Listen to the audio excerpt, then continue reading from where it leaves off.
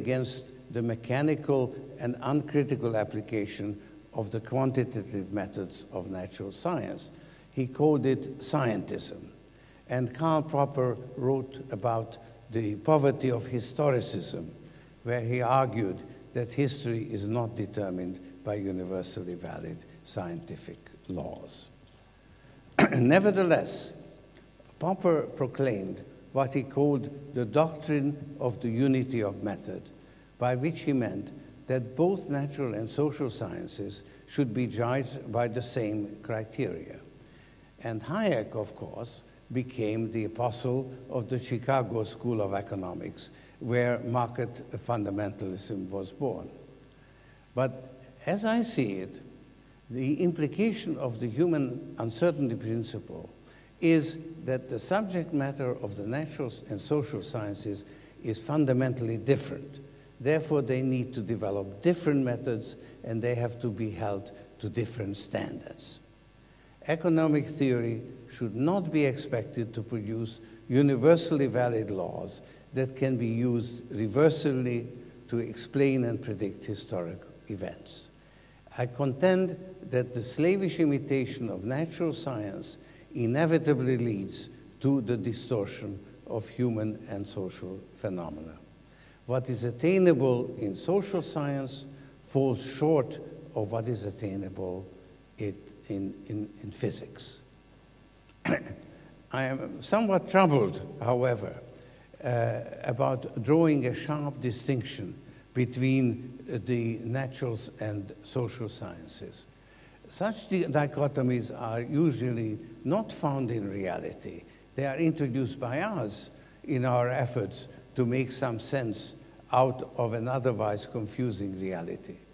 Indeed, while a sharp distinction between physics and social sciences seems justified, there are other sciences, such as biology and the study of animal societies, that occupy intermediate position.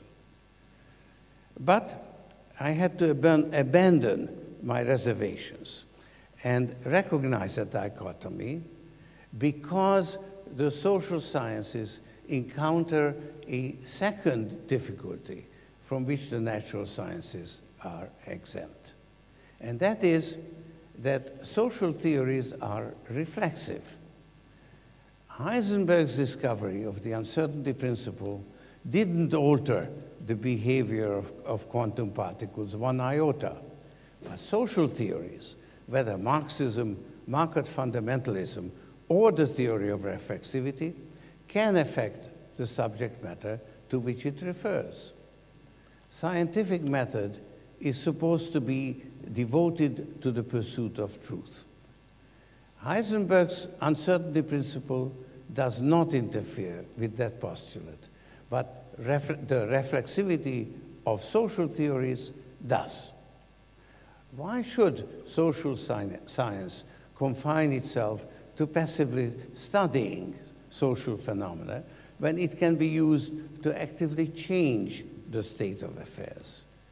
As I remarked in The Alchemy of Finance, the Alchemy of Finance, the alchemists made a mistake in trying to change the nature of base metals by incantation. Instead, they should have focused their attention on the financial markets, where they could have succeeded. How could social science be protected against this interference? I propose a simple remedy. Recognize a dichotomy between the natural and social sciences. This will ensure that social theories will be judged on their merits and not by a false analogy with natural science. I propose this as a convention for the protection of scientific method, not as a demotion or devaluation of social science. The convention sets no limits on what social science may be able to accomplish.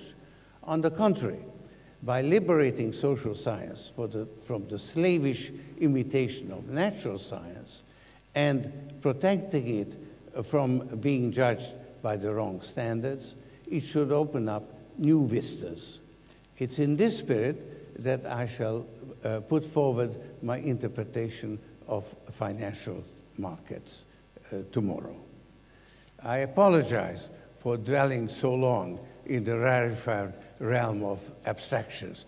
I promise to come down to earth in my next lecture tomorrow. Thank you.